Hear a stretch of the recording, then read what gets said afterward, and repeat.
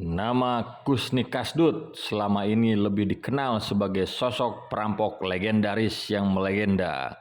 Nama aslinya adalah Ignatius Waluyo. Dia resmi divonis hukuman mati tahun 1969. Selama jeda eksekusi mati tersebut, Kusni berhasil melarikan diri dari penjara ke penjara. Total, dia sudah kabur dari penjara sebanyak 8 kali. Terakhir, Kusni kabur pada 10 September 1979. Namun dia berhasil tertangkap lagi pada 17 Oktober di tahun yang sama. Kusni dieksekusi mati pada 16 Februari 1980. Eksekusi dilaksanakan dengan mulus oleh 12 orang regu tembak. 3 buah pelor tepat mengenai jantung dan 5 peluru lainnya bersarang di perut menjadi bukti eksekusi terhadap penjahat kambuhan itu telah dilaksanakan. Siapa sangka Kusni dulu adalah pejuang revolusi kemerdekaan Indonesia yang gagah berani. Pada masa revolusi kemerdekaan, dia bergabung secara tidak resmi sebagai Laskar Rakyat yang bahu-membahu bersama TNI. Tanggal 19 Agustus 45, Kusni bergabung dengan Laskar yang tergabung dalam Tentara Keamanan Rakyat di daerah Rampal, Malang. Ia bergabung dengan tentara pelajar pimpinan Mas Isman. Bersama pasukan Laskar tersebut, dia bergerilya hingga Surabaya menghadapi serangan pasukan Sekutu dan Inggris. Setelah pasukan Inggris mundur, Laskar Rakyat membuat kelompok-kelompok sendiri. Dia memutuskan pergi ke Yogyakarta untuk bergabung dengan Laskar Barisan Bambu Runcing yang rencananya akan merebut kota Bandung. Tetapi ketika sampai Madiun, Kusni justru bergabung dengan Laskar Brigade Teratai.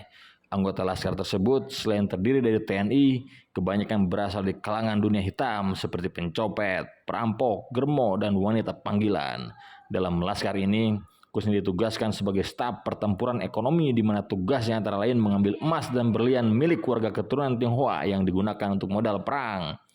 Kusni merasa bangga atas apa yang dilakukan. Saat berada di Jogja, Kusni menemukan meriam tentara Belanda. Ia dan warga mendorong meriam itu sejauh 20 km untuk diserahkan kepada segerombolan prajurit untuk modal melawan Belanda. Seluruh usahanya selama 4 tahun ikut berjuang membuatnya bangga, apalagi menurut pengakuannya, dia sering menyumbang harta hasil rampasan dalam operasinya untuk kepentingan perjuangan. Beberapa kali ditangkap pasukan Belanda, dipukuli, dijebloskan ke penjara.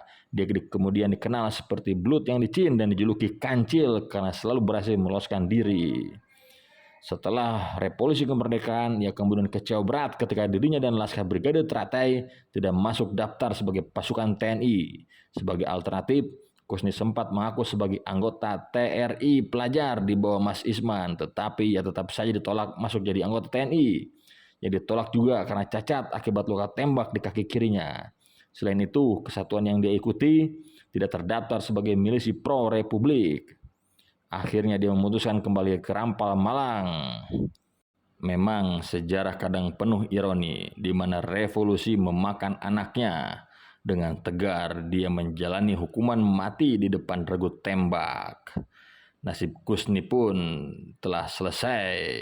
Padahal sebelumnya dia memohon grasi kepada Presiden Soeharto, namun ditolak. Hukuman bagi kejahatannya pernah dibuat seperti katanya sendiri sudah tidak tertanggungkan lagi. Dia dipidana mati bagi kejahatannya membunuh anggota polisi di Semarang. Dia dihukum penjara seumur hidup untuk nyawa Ali Bajened.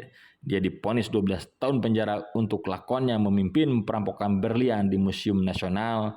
Dan dia diganjar 5 tahun untuk kejahatannya yang pertama yakni menculik seorang dokter.